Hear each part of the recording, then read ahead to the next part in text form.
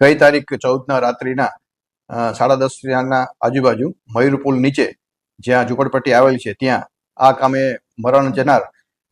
કાસુભાઈ ચાળમિયાનું મૃત્યુ થયેલ છે, જેમાં ઈજા પામનાર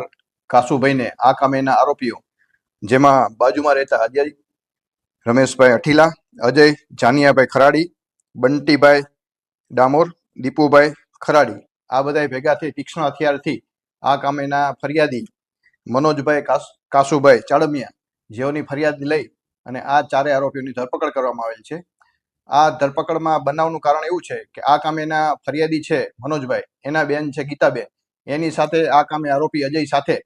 સંબંધો હોય, જે બાબતે બોલાચાલી થતા, બોલાચાલી બાદ સામસામે મારામારી થતા સામેના પક્ષે આ કામેના અજય અને એના સગાવાલા છે એમને પણ પથ્થર છૂટા અને ધોકા વડે એમને પણ ઈજા થયેલ છે, જે બાબતે ક્રોસ ગુનો દાખલ કરેલ છે.